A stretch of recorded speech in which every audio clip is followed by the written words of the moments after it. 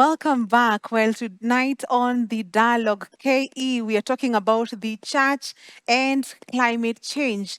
As I told you tonight, we are joined by Reverend Dennis Ndege, coordinator of Green Anglican Movement, chaplain to the Archbishop Anglican Church of Kenya. And we're also joined by Elder Engineer Opere Nyaroya, who is the Seventh Adventist Elder, New Life SDA Church in Nairobi.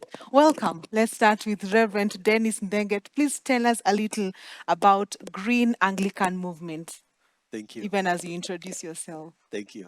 So my name is Dennis Ndenge Kilu. I am a priest with the Anglican Church of Kenya.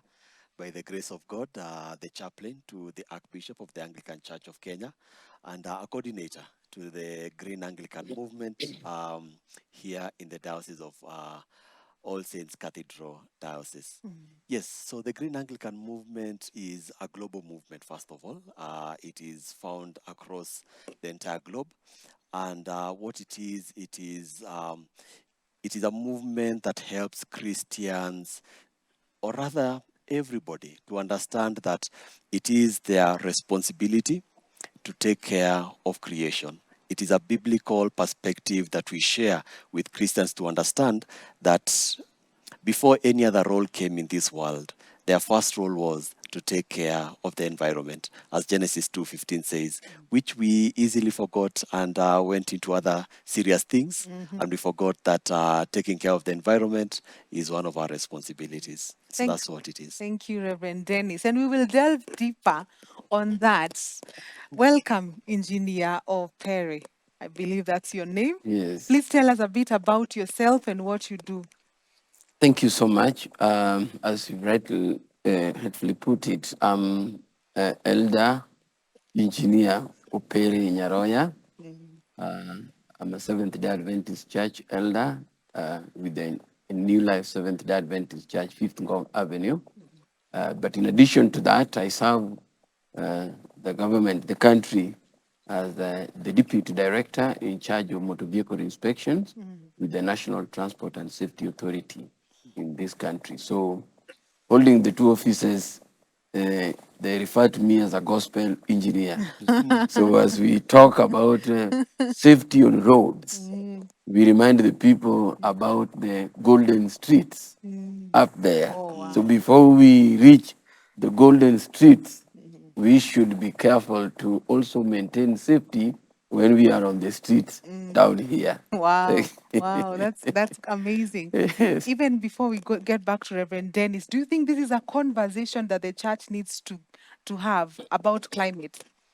As Reverend Dennis has put it in the Bible, it is inevitable. This is a conversation which we must have because, as he put it from even the book of Genesis, chapter 1, verse 28, when God had created man on the sixth day of the week, when he said in verse 24, let us make man, then he gave him dominion to dominate and to take care.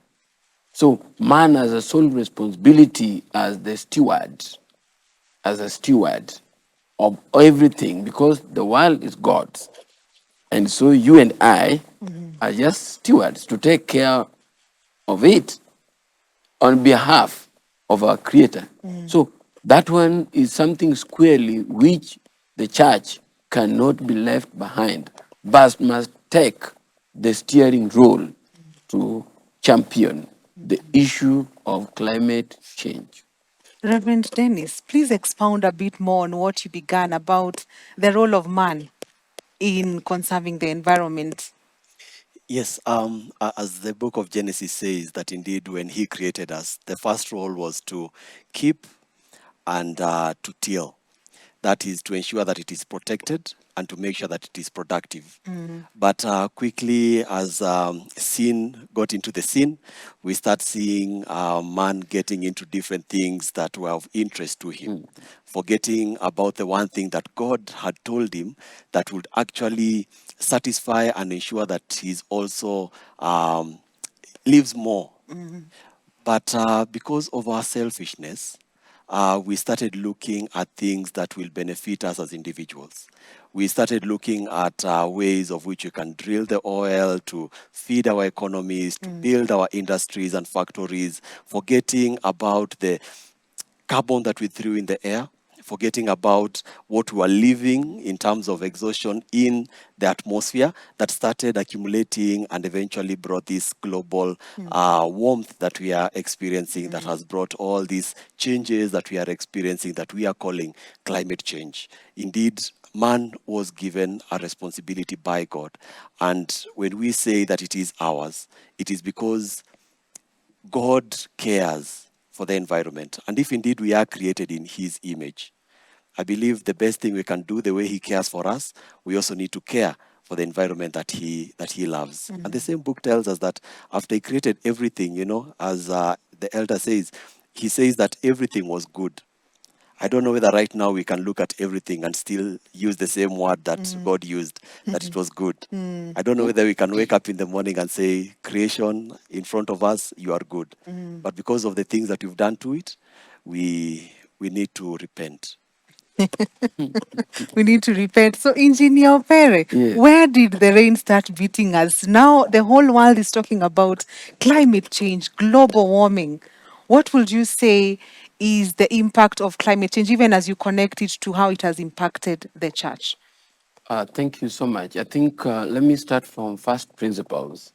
Or maybe somebody is watching and is wondering, what is this climate change? In layman terms, climate change is the long-term change in temperature, Earth's temperature, and weather patterns due to human activities.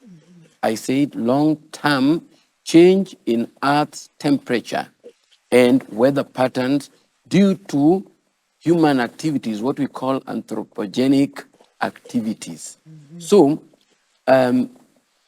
because of human activities, there has been changes in the average temperature of the earth. These changes has not been to the lower side, but it has been on the rise. So this rise in temperature, this long-term rise or change in Earth's temperature and weather patterns caused by human activities is what we call climate change. Now, you are asking, what is the impact and how does it impact the church? You know, the church, you and I, as members of the body corporate, the Church of Christ, we are living here on earth where we have been given to take care of, to be stewards of. We, before you sleep, God allows you to sleep. And before Jesus comes the second time, we must take care of where we are. So it has impact. These activities have impact. Let me take, for example, if it is a city like this, because of these human activities, they have caused a lot of stresses to the environment. One, you know that the food security has been affected. How has it been affected? We now have irregular rainfall patterns. When we have irregular rainfall patterns, it means food is affected. We have warming.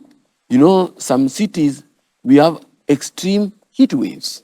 I know here in Kenya, we have not suffered a lot, but sometimes you'll find when the sun is along the equator in the month of March, in the month of September, which we are by 21st, the temperatures go very much high. Cold periods, especially in the north, winters are extreme. And when that happens, we get affected. Diseases, flooding, all that kind of pattern. It also leads to migrations. People migrate, they are climatically induced migrations, either due to floodings, due to wildfires, such kind of things. So as a church, you and I are affected. You know why? You and I as Christians, we follow Christ to ameliorate the sufferings, meaning to make what is bad better. We tend to respond to human suffering by helping, as Matthew chapter 25 says, when I was sick, you visited me. When I was hungry, you gave me food. We tend to do that. But we must go deeper than just responding to these effects. But look at the real cause. If people are displaced because of flood, we must now respond. What caused that flooding in the first case?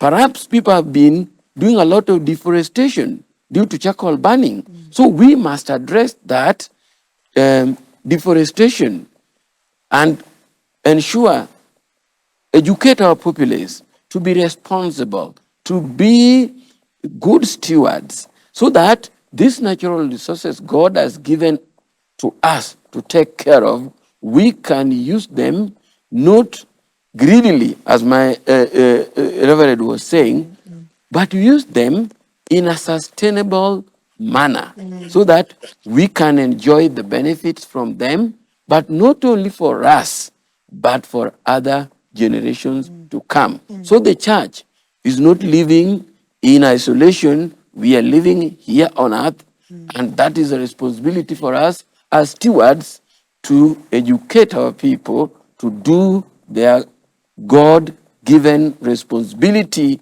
of being good stewards, whom, when Jesus comes, he will say, good and faithful servants, enter into the joy of your master. Well said, engineer. So, Reverend Deno, Yeah. as you allowed me to call you, Yes. Yes. what is the role of the church in terms of even practically? I rarely hear someone about the environment. I don't know whether you've noticed that, or maybe it's just my church. But what are some of the practical things that the church can do so that's to mitigate climate change? Well, one of the things that we need to appreciate is that the church has a very strong platform of changing the climate crisis as it is. One, because of the very powerful place that we call the pulpit, where every Sunday Christians come and gather and they listen to sermons that have been prepared, inspired by the Holy Spirit, coming from the Bible and straight to our ears, and we believe we are blessed. And we are given guidance for everyday living. So the pulpit can be one of the strongest places that the church can actually enable, capacity build, and help the Christian understand his role and her role in fighting the climate crisis that we are in currently. It is a practical thing. Everybody is saying in this climate summit, it's about time we stopped talking and we started acting. We are talking about the church also stepping out. You know, outside our churches, we have places where trees have been cut down. Can we replant the trees? Outside our churches, we have dump sites, which we pass along and get into our churches and praise the Lord and leave and go back, forgetting, as Elder has said, that amongst us, there lives poor people. And the poor people are the ones who are actually getting the brunt of this climate change because they lack the ability to either adapt to the new life or even mitigate to the challenges that come. If there are people who are living or rather sleeping outside our walls, it means when the torrents of rains are coming, they will be swept away. Their houses will be swept away. If there are people who are living within, the informal settlements, we know that when the rains come, some of this uchafu gets into their homes and again robbing them of that dignity. The church has a very strong and a very strong position that it can bring lastful and meaningful change in the lives of people.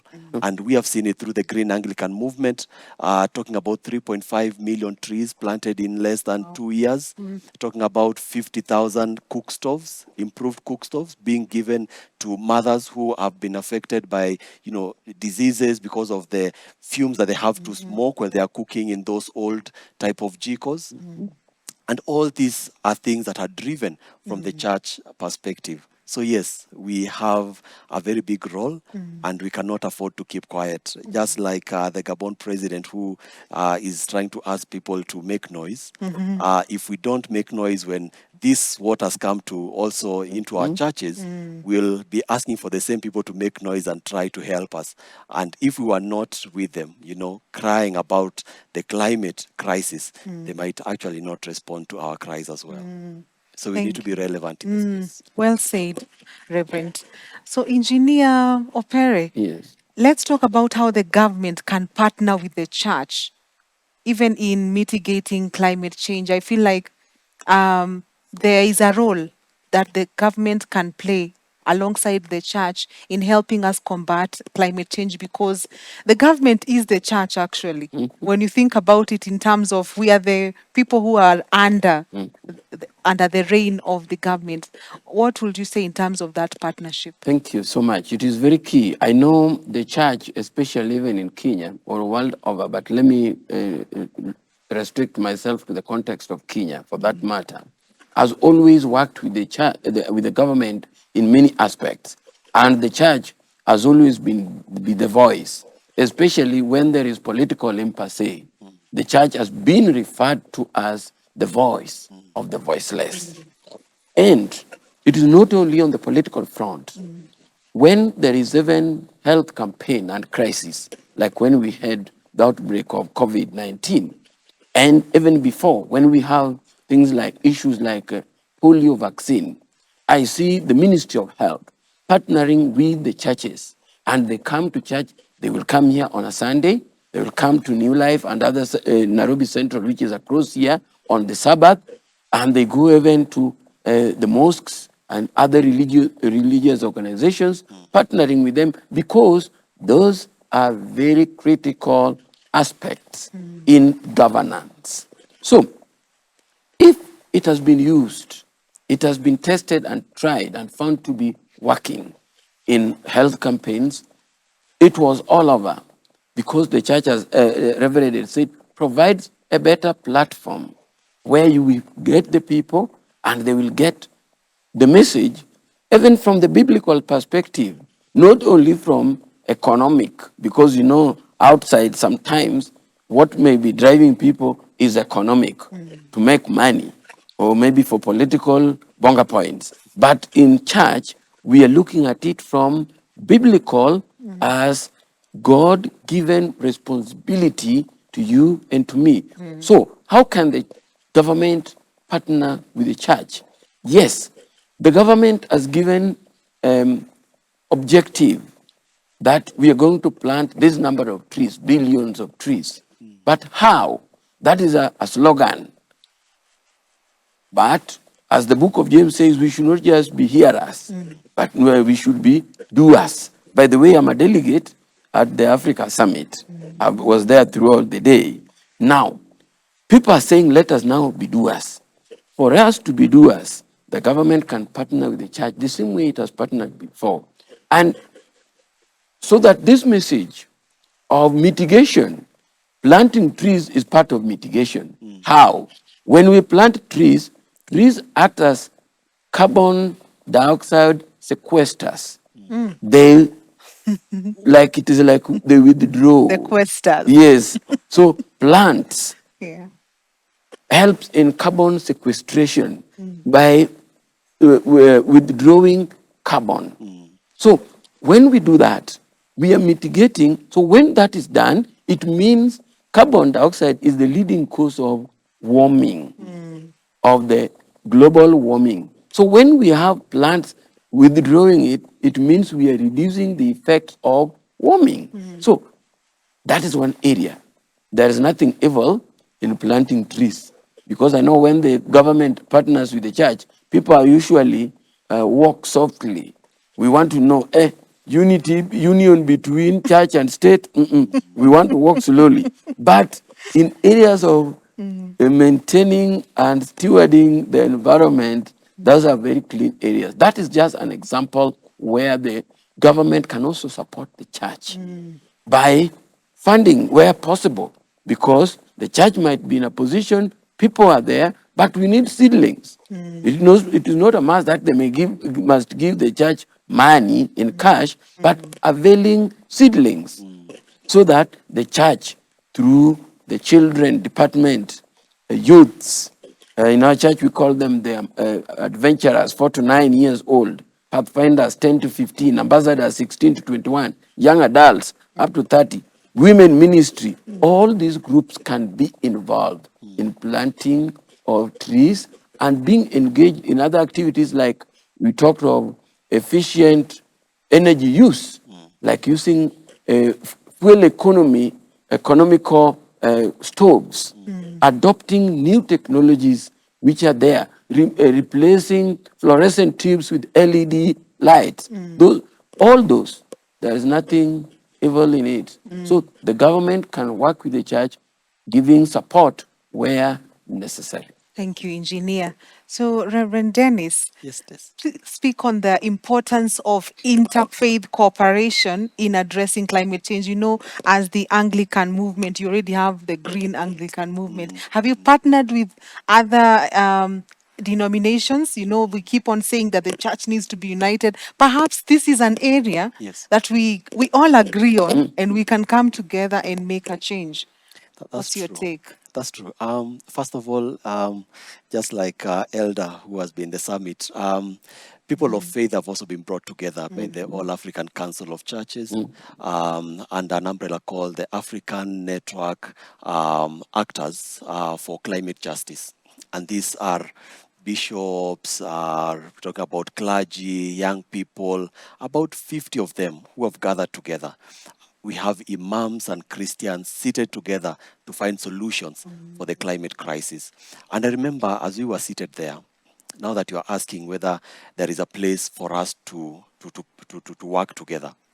I remember one imam was sharing lunch and he said, you know, every time you see us stopping in the middle of the road and we put out our mkeka and tunaanza kusali, do you know something we normally acknowledge is that the entire earth is actually a mosque. Oh. So we cannot go about destroying that which we go about praying in every single day. Apart from that, he also asked another question that I was keen to look deep into. He asked, in the Bible, does it talk about what will happen to the people who destroy the earth?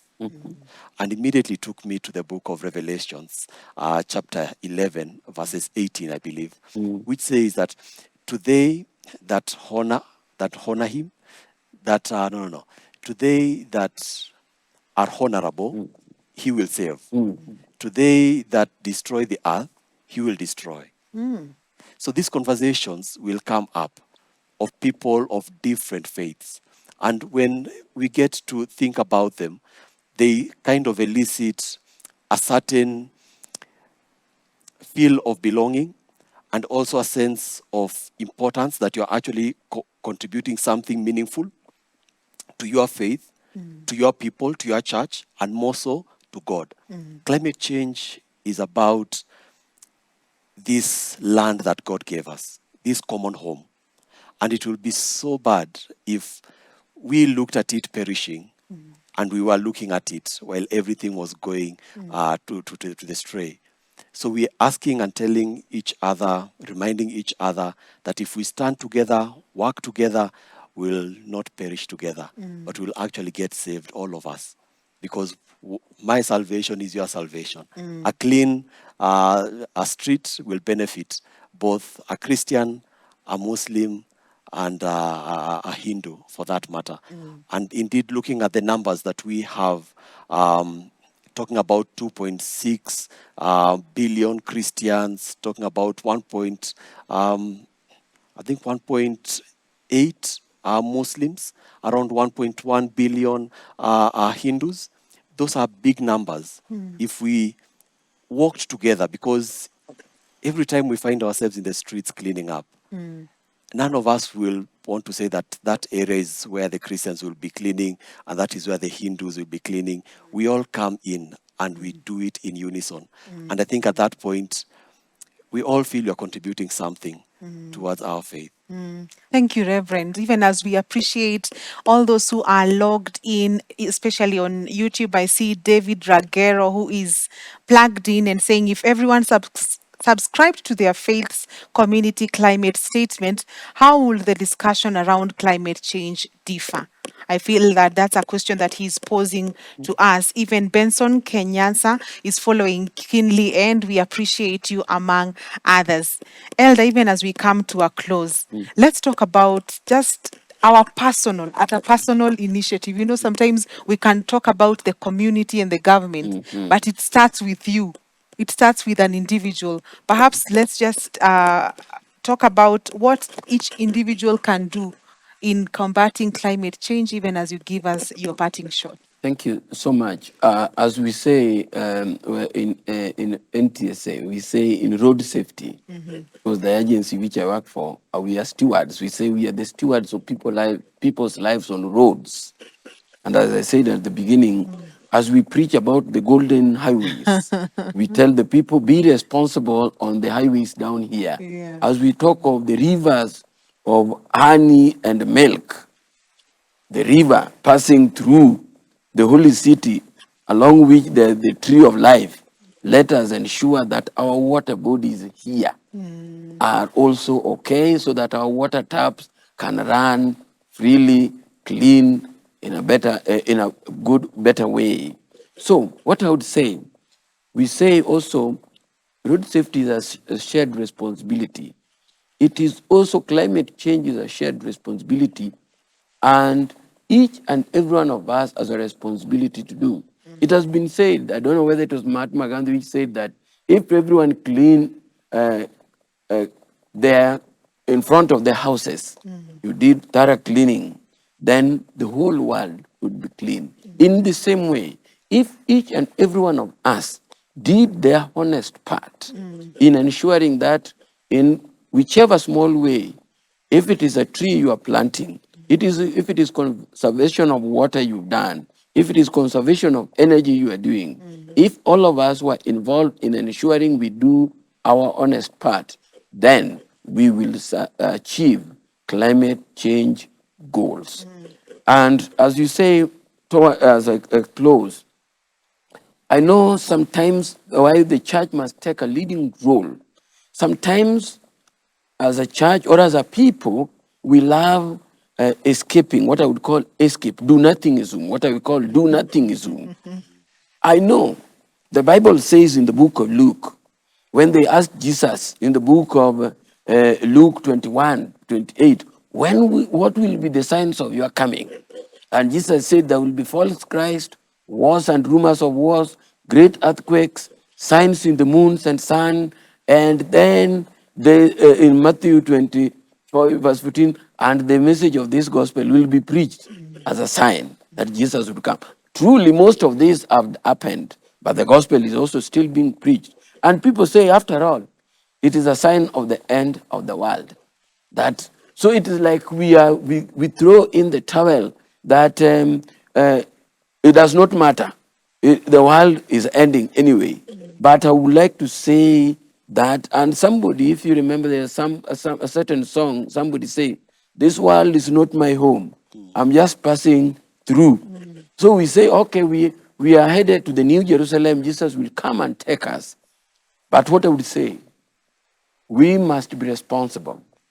The same way God gave us the 10 moral laws, He also gave us other laws, health laws, He gave us environmental laws, and as He expects us to be obedient in the 10 moral laws, He expects us also to be responsible in health laws. That is why we are told, do exercises, eat well, sleep well, drink enough water. Why? Because we want to obey the health laws, which when we disobey, we suffer consequences. The same way, if we disobey environmental laws as prescribed in the scriptures for us to be good stewards, then we suffer consequences like flooding and all that. In a nutshell, what I would say, as for us to be counted as good and faithful servants to enter into the joy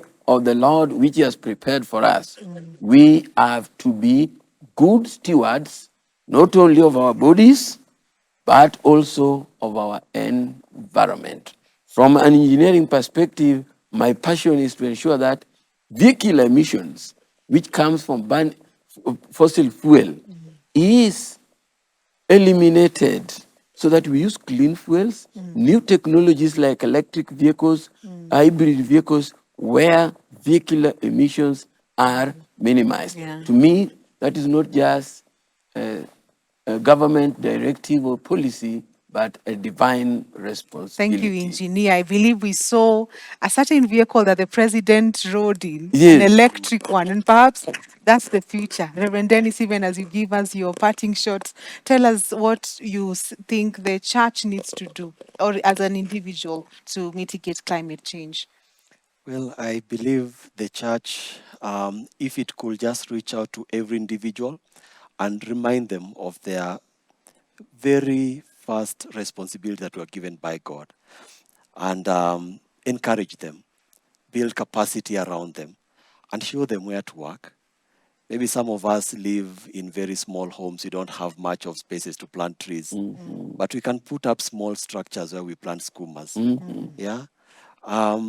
All this will contribute towards a greener, brighter, and friendlier environment. And I would like to end from the book of Romans 8:19, which reminds us that all of creation are actually looking forward in deep anticipation of children of God being revealed. That's right. All of creation.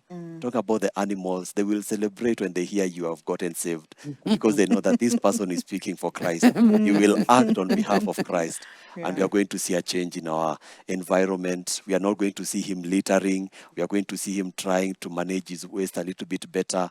How I look forward when all Christians start behaving like Christians and ensure that the land, the environment that we were given by God will actually be taken care of. And maybe just to finish with this one saying that we are told, here's an African proverb, that this world of ours, we did not inherit it from our parents or grandparents, but we actually borrowed it from our children. We need to give it back to our children better than we got it. It is our sole responsibility. Wow, well said. What a conversation. I've really enjoyed this conversation, and I believe even our viewer has. Thank you very much, Reverend Dennis Mpenge, the coordinator of Green Anglican Movement and chaplain to the Archbishop Anglican Church of Kenya. And thank you very much, Elder Engineer Opere Nyaroga, Seventh Adventist Elder at New Life SDA Church, Nairobi. We shall remember to look after the roads down here before we get to the golden ones up there. And that is where we conclude Newswatch tonight on behalf of the whole crew, especially our guests who have made this bulletin a success. Thank you for watching. I'm Tess Njenga, and our sign language interpreter is Boniface Mureithi.